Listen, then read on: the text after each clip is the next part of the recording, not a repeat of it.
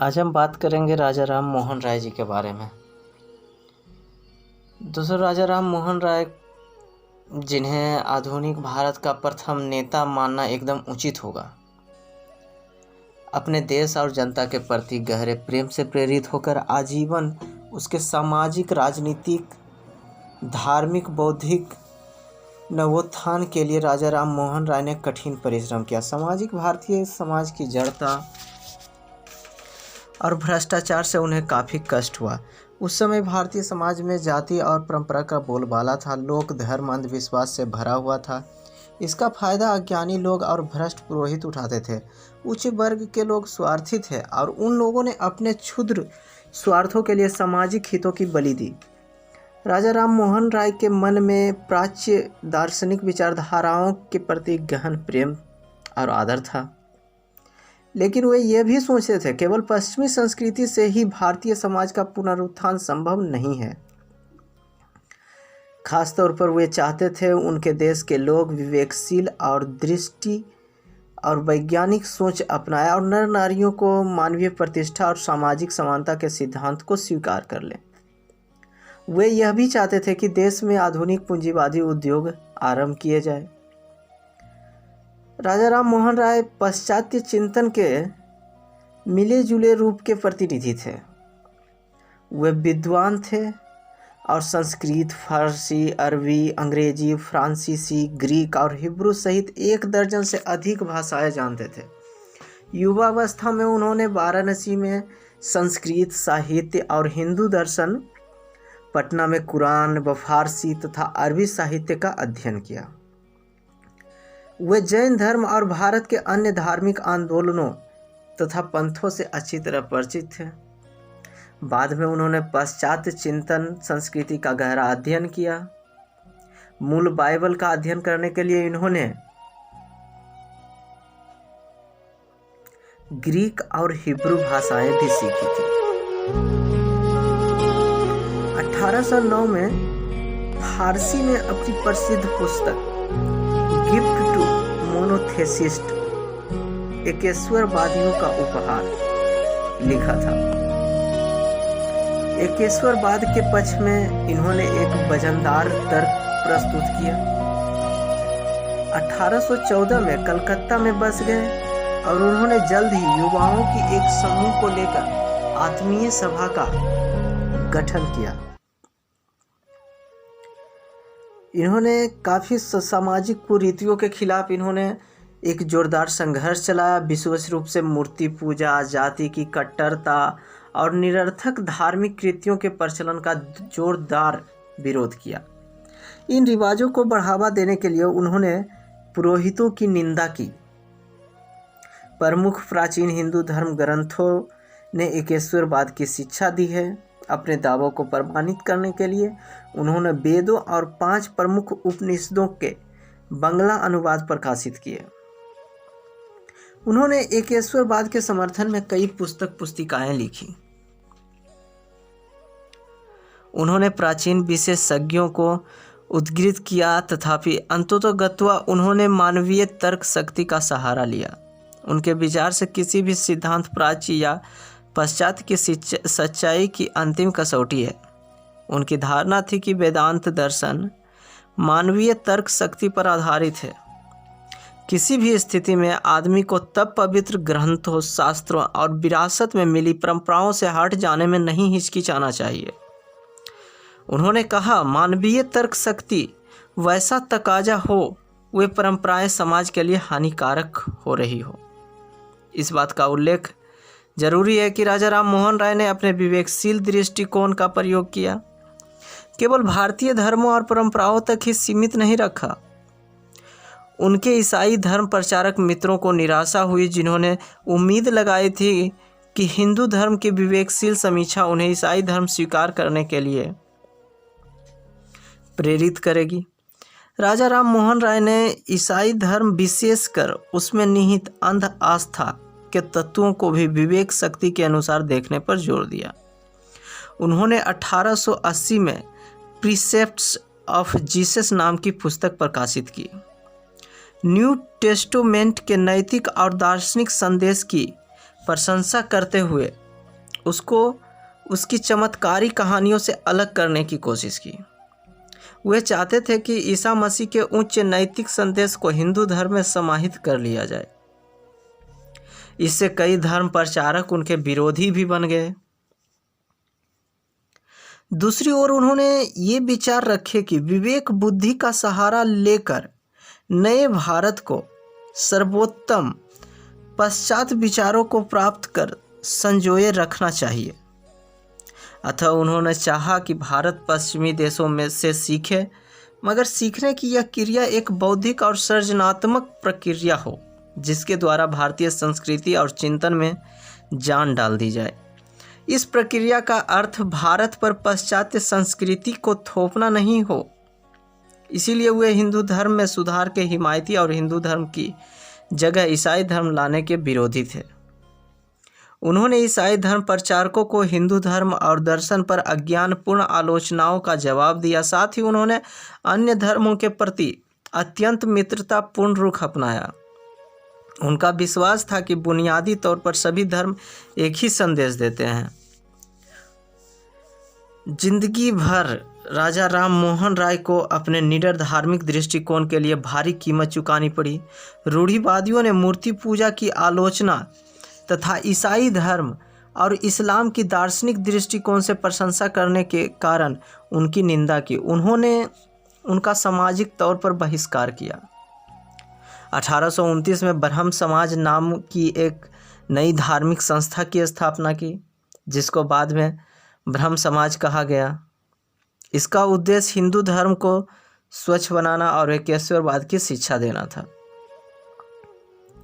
नई संस्था के दो आधार थे, तर्क शक्ति और वेद तथा उपनिषद। उसे अन्य धर्मों की शिक्षाओं को भी समाहित करना था। ब्रह्म समाज ने मानवीय प्रतिष्ठा पर जोर दिया, मूर्ति पूजा का विरोध किया तथा सती प्रथा जैसी सामाजिक कुरीतियों की आलोचना की। वे महिलाओं के पक्के समर्थक थे।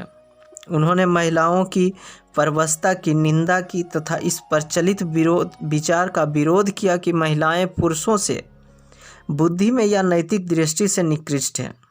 उन्होंने बहुविवाह तथा विधवाओं की अनवत स्थिति की आलोचना की। महिलाओं की स्थिति को सुधारने के लिए उन्होंने मांग की कि उन्हें विरासत और संपत्ति संबंधी अधिकार दिए जाएं। राम मोहन राय ने आधुनिक शिक्षा के सबसे प्रारंभिक प्रचारकों में से थे।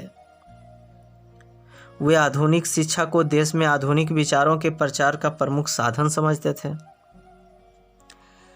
1817 में डेविड हेयर ने कलकत्ता में प्रसिद्ध हिंदू कॉलेज की स्थापना की थी, जिन्हें राजा राम मोहन राय ने भरपूर समर्थन दिया। इसके अतिरिक्त उन्होंने कलकत्ता में 1817 से अपने खर्चे से एक अंग्रेजी स्कूल भी चलाया, जिनमें अन्य विषयों के साथ यांत्रिकी और बाल्टेयर के दर्शन की भी पढ़ाई होती थी। इन्होंने 1825 में एक वेदांत कॉलेज की स्थापना की, जिसमें भारतीय विद्या और पाश्चात्य सामाजिक तथा भौतिक विज्ञान की पढ़ाई की सुविधा उपलब्ध थी। राजा राम मोहन राय बंगला को बौद्धिक संपर्क का माध्यम बनाने के लिए समान रूप से उत्सुक थे। उन्होंने बंगला व्याकरण पर एक पुस्तक की रचना की। अपने अनुवादों, पुस्तिकाओं तथा पत्र पत्रिकाओं के जरिए बंगला भाषा की एक आधुनिक और सुरुचिपूर्ण शैली विकसित करने में उन्होंने सहायता दी। भारत में राष्ट्रीय चेतना के उदय की पहली झलक का राम मोहन राय प्रतिनिधित्व करते थे। एक स्वतंत्र और पुनरुत्थानशील भारत का स्वप्न उनके चिंतन और कार्यों का मार्गदर्शन करता था। उनका विश्वास था कि भारतीय धर्मों और समाज से भ्रष्ट तत्वों को जड़ मूल से उखाड़ फेंकने की कोशिश कर और एकेश्वरवाद का वैदांतिक संदेश देकर वे भिन्न भिन्न समूहों में बटे भारतीय समाज की एकता का आधार तैयार कर रहे थे। उन्होंने जाति प्रथा की कट्टरता का विशेष रूप से विरोध किया। उनके अनुसार हमारे बीच एकता के अभाव का स्रोत रहा है। उनका ख्याल था कि प्रथा दोहरी कुरीति है, उसने असमानता वंचित रखा है। इस प्रकार उनके अनुसार धार्मिक सुधार का एक लक्ष्य राजनीतिक उत्थान था। भारतीय पत्रकारिता के अग्रदूत कहे जाने वाले राजा राम मोहन राय जी ने जनता के बीच वैज्ञानिक, साहित्यिक और राजनीतिक ज्ञान के प्रचार में तत्कालिक दिलचस्पी के विषयों पर जनमत तैयार करने और सरकार के सामने जनता की मांगों और शिकायतों को रखने के लिए उन्होंने बंगला, फारसी, हिंदी और अंग्रेजी में पत्र पत्रिकाएं निकाली। वे देश के राजनीतिक प्रश्नों पर जन आंदोलन के प्रवर्तक भी थे।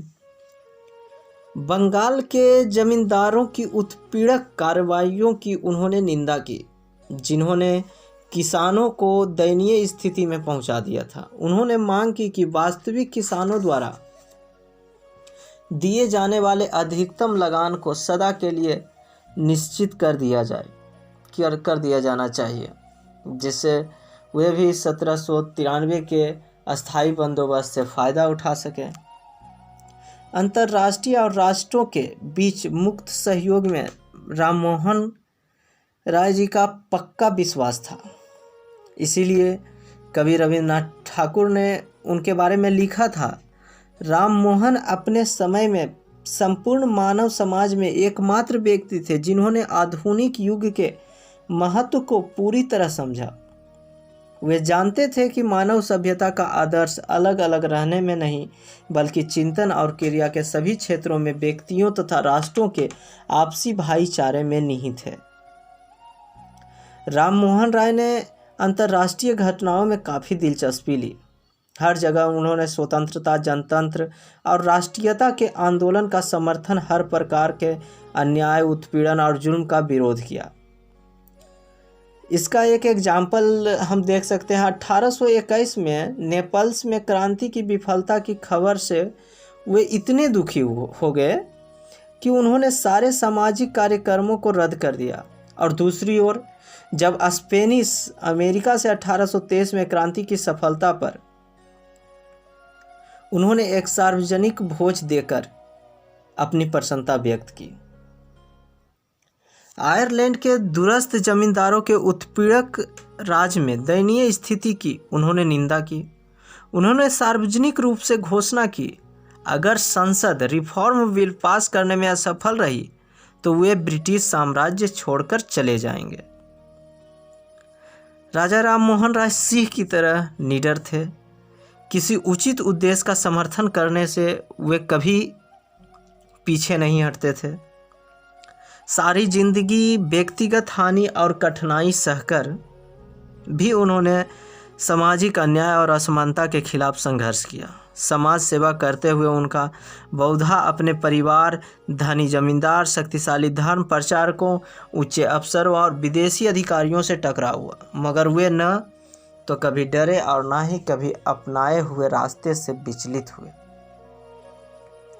19वीं सदी के पूर्वार्ध में वे भारतीय आकाश के सबसे चमकीले सितारे जरूर थे, मगर वे अकेले सितारे नहीं थे। उनके अनेक विशिष्ट सहयोगी, अन्यायी और उत्तराधिकारी भी थे। शिक्षा के क्षेत्र में उनके साथ डच घड़ीसाज डेविड हेयर और स्कॉटिश धर्म प्रचारक अलेक्जेंडर डफ ने उनकी बड़ी सहायता की।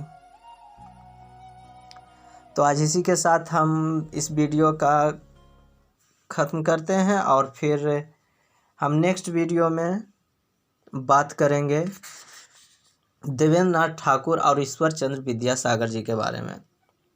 अगर आपको हमारा वीडियो पसंद आए तो इसे लाइक कीजिए, कमेंट कीजिए और ज़्यादा से ज़्यादा शेयर कीजिए और सब्सक्राइब भी कर लीजिएगा। और चाहते हैं कि इस वीडियो का नोटिफिकेशन आपके पास पहले पहुंचे तो बेल आइकॉन को दबाना ना भूलें।